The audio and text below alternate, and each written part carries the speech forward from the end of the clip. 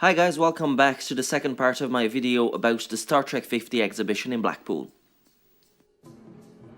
Last week we walked through the corridors of the Enterprise to have a look at the costumes used in different Star Trek series and movies, and this week we are going to carry on with the more interactive part of the exhibition. First of all, you have to download the free Star Trek 50 The Exhibition app from the App Store or Google Play. Using augmented reality, this app unlocks interesting facts about Star Trek as you walk around the exhibition, so you just have to scan certain panels on the wall and it's going to come to life. The best part of the exhibition is probably the transporter room, and here you can really take advantage of your augmented reality app. Little known fact is that the invention of transporters in Star Trek was not a creative idea, it was to save money. Getting the Enterprise crew on and off planet every single week would have required the Enterprise to land on a planet every single week or to build expensive shuttlecraft sets, so instead of that, Gene Roddenberry came up with the idea of the transporters. Later on, this idea enabled the writers of Star Trek to create brand new storylines involving transporter malfunctions and accidents, including crew duplications, mirror universe or time travel. On the exhibition, the brand new transporter effect for the newer Star Trek movies is used, so when you're using your augmented reality app, you can transport yourself out of a next generation era transporter room with the newer transporter effect. Energize.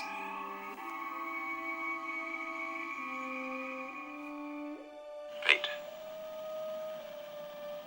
protects fools, little children, and ships named Enterprise. And has been doing this since 1966 or even before that. At the next section of the exhibition, you can see displays of different ships named Enterprise throughout the centuries, including the 19th century brig the Enterprise that made an appearance in Star Trek Generations, the Second World War Yorktown-class aircraft carrier the CV-6 Enterprise, the OV-101 space shuttle that was named Enterprise after the successful letter-writing campaign by Star Trek fans to President Ford, and of course all the Starship Enterprises from Star Trek, NX-01, NCC 1701, 1701A, B, C, D, and E. The original Enterprise was designed by Matt Jeffries, and upon his design an 11-foot model was built and was used throughout the original series for effect shots. This design for the movies was upgraded by Andrew Probert, who also created the Enterprise D for the next generation. After the destruction of the Enterprise D, John Eaves designed a brand new, much sleeker Enterprise. A 10-foot physical model was also built of the Enterprise E under the supervision of Industrial Light and Magic. Alongside a CGI version of the ship, it was used for visual effects shots. In Star Trek Insurrection and Nemesis, the CGI versions of the ship completely replaced the physical model. The model then was sold at the 40 Years of Star Trek The Collection auction in 2006 for $132,000. The next section of the exhibition is called Holodeck. In 1968, Gene Roddenberry came up with the idea of a simulated outdoor recreation area on the Enterprise for the third season of the original series, though this has never happened due to budget constraints. The first appearance of the Holodeck, then called the Recreation Room, was in the animated series episode The Practical Joker. It has then become an essential storytelling device for the next generation, first seen in the pilot episode The Encounter at Farpoint. The idea of a place where crew members could be physically connected with their homeworld was proposed by original series and TNG producer Robert Justman. The look and the capabilities of the holodeck were constantly evolving throughout the years, as at the beginning of the next generation, production designer Herman Zimmerman was on a very tight budget. Thanks to the holodeck, Professor Stephen Hawking has become the only person ever to portray himself in an episode of Star Trek, while he was playing poker alongside Data, Sir Isaac Newton, and Albert Einstein in the episode Descent. In our holodeck in the exhibition, we can see the replica of an Enterprise shuttlecraft, the Albaz, on display. This shuttle has been travelling from convention to convention for the past 15 years, and it's been signed by many Star Trek cast members. The list is not complete, but you can find the signatures of John Delancey, Leonard Nimoy, Richard Hurd, René Auberjonois, Robert O'Reilly, LeVar Burton, Robert Beltran, Jerry Ryan, Gates McFadden, Tim Russ, Anthony Montgomery, Robert Duncan McNeil, Alexander Siddig, Nana Visitor, Ellis Craig, Roxanne Dawson, Ethan Phillips, Gary Lockwood, Nichelle Nichols, Denise Crosby, Mark B. Lee, Colm Meaney, Michael Dorn, Vaughn Armstrong, Marina Sirtis, Brent Spiner, Patrick Stewart, and Hannah Hattay. What makes it even more special and promotes the infinite diversity and infinite combinations philosophy of Star Trek is the autographs of two Babylon 5 stars, Bruce Boxleitner and Mira Furlan.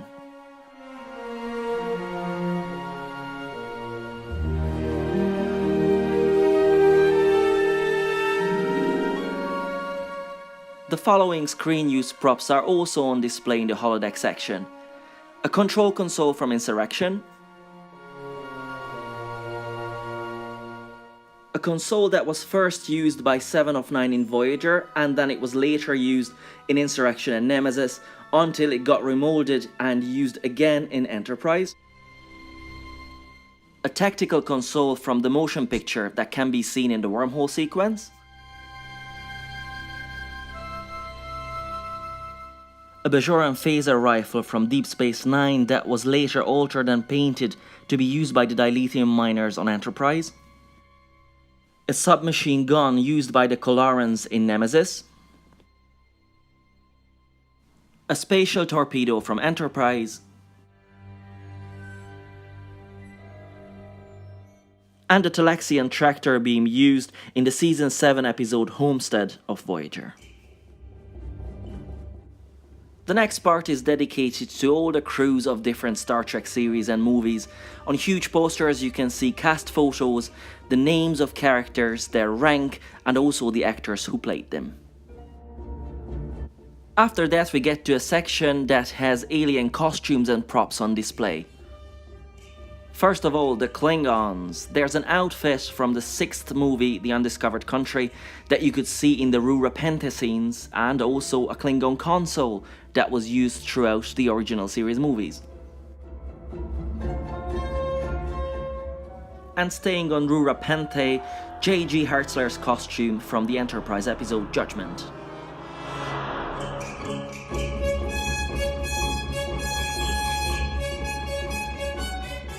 Here you can see more Klingon props from the Enterprise, a Klingon dagger from the original series, a Rura Penthe penal colony mask and handcuffs from the Undiscovered Country, a mask again from Star Trek VI, a head mold from Deep Space Nine, and items belong to B'Elanna on Voyager. The next cabinet contains props that you could see in Nemesis in the Romulan Senate. There's the Senator's robe, an original wall display panel that was also used on Enterprise, and a very comfortable looking chair. Resistance is futile. Of course there cannot be any Star Trek exhibition without some sort of Borg content. Not by name, but the Borg were first referenced in the Season 1 finale of The Next Generation, The Neutral Zone. Maurice Hurley wrote in his script a plot point that Federation Romulan starbases along the neutral zone had been mysteriously wiped out, having been scooped off the face of the planet, in the same way that it would be later referenced in Q-Who and shown in The Best of Both Worlds. They became the main villain of the series after the Ferengis' complete failure to meet with audience expectations as major Starfleet antagonists. They became so popular that they got major storylines in Voyager, Enterprise, and also they were the main bad guys in the 8th movie, First Contact. Have a look at this life-sized mannequin of a Borg drone originally made for Star Trek First Contact.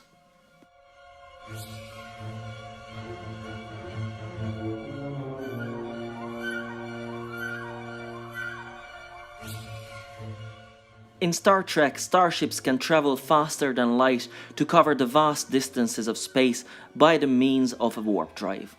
In the series, it was invented by Zephram Cochrane in 2061. This propulsion system is powered by a warp core that harnesses the energy of matter-antimatter reaction. To prevent a devastating explosion, dilithium crystals are used to contain and regulate the annihilation reaction of matter and antimatter in a starship's warp core. In the original series, dilithium crystals were rare and could not be replicated, therefore searching for them has become a plot element. Here you can see a screen-used dilithium crystal from the original series. The next part of the exhibition is about technology in Star Trek. It was always very important to keep the show as believable as possible, therefore science advisors such as Andrei Borman had the very important task to keep the technical terms, so-called technobubbles, as believable as possible. The first displayed item is a laptop prop that was used in the Next Generation series. There were only 3 of these made, each with a different design. It is quite obvious though that the design of this piece had a strong influence on the basic designs of laptops that we are using nowadays. If we are talking about computers, first there were the big floppy disk, then small floppy disks, CDs, DVDs, and now USB flash drives to store our data. In the original series, microtape cartridges were used for this purpose, and these specific ones were seen in the episode Mirror Mirror. Later on, these were replaced by isolinear chips. Here's one from the Next Generation and one from Enterprise. My wife is always telling me that my desk is a mess. Which is true, but have a look at Captain Picard's one. No one's telling him off for having isolinear chips and pads laying around everywhere.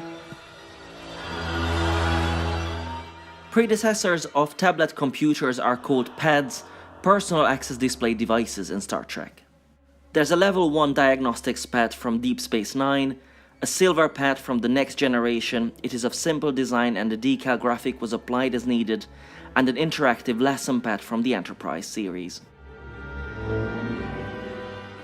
A tricorder is a multi-purpose diagnostic tool capable of sensing, computing and recording information, diagnosing a medical condition or scanning for new life forms on alien planets. Hopefully it will soon become reality. In 2012, the Tricorder X Prize was announced for companies to come up with the world's first actual mobile device that can provide diagnoses that are comparable or better than physicians. This closed tricorder prop with its case were built for the Next Generation and were used throughout subsequent films and series. Flip-top communicators from the original series and movies inspired the designs of mobile phones some 30 years later. Predecessors of the iWatch or Samsung Gear can also be seen in the motion picture and the Wrath of Khan. For the Next Generation, the Starfleet insignia has been combined with the communicator. Different styles of comm badges can be seen in stories taking place in the future, such as Future Imperfect, All Good Things, or Voyager episodes Futures End and Timeless. An upgraded design was then used for Deep Space Nine, Voyager and the Next Generation movies, and this version is what you can see here on display.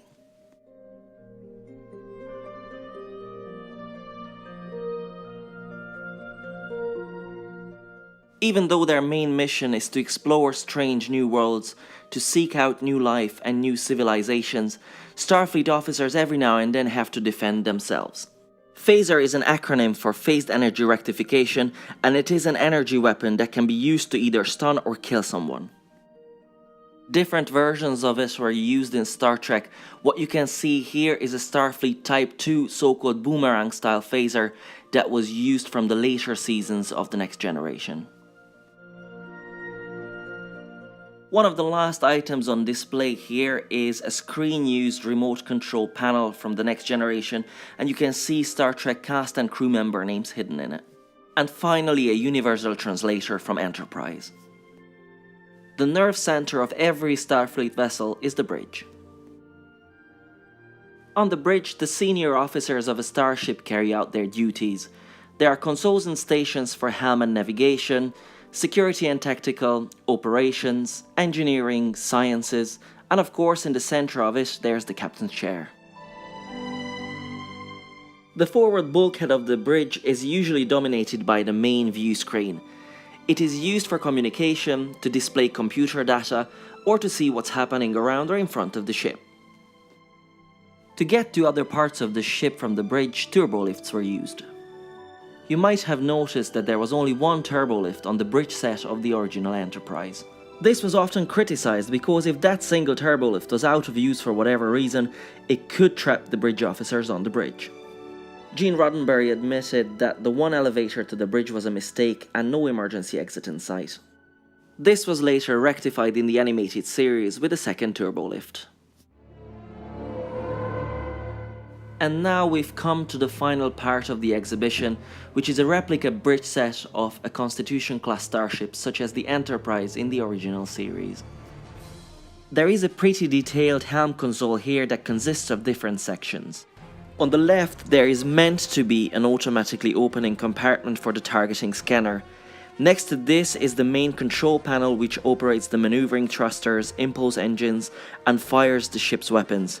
Directly below this panel is a row of 8 flip switches to set warp speed. The central section is fitted with a number of sensor monitor lights and 2 main features, the astrogator which is used to plot a long-range course and the alert indicator. The Navigator Station has a control panel for entering course and heading, the flight path indicator that supplies information on any deviations or course corrections in progress, and controls for the weapons systems. And if you're not interested in relieving Sulu or Chekhov of their duties, you can sit down in the captain's chair and take command of the Enterprise. This is the end of my tour of the Star Trek 50 exhibition in Blackpool. As I said at the beginning, I'm going to now tell you my positive and not that positive experiences of this venue. I really hope no one's going to take offense. This is my point of view, my subjective opinion. First of all, the ticket prices are absolutely reasonable, not more expensive than a cinema ticket, and different types of discounts are also available. As it is quite cheap, it is reasonable not to expect as good quality as, for example, the Las Vegas exhibition. The bridge was a bit disappointing for me. Most of the bridge stations were only photographs on the wall and not very good quality photographs. There was no view screen, so it was not really a whole set. However, the helm console and the captain's chair were really cool. The lighting of the room was not very good either. It was quite hard to take good quality pictures. The biggest disappointment was the gift shop. There weren't that many things that you could buy, and whatever you could were very expensive. Fair enough, they were officially licensed products, but still, when you pay £8 for an entry ticket, you wouldn't want to spend hundreds on a uniform. Of course, there were some more affordable items such as Funko Pops, Funko reaction figures, and prints of the photos that you can see on display throughout the exhibition.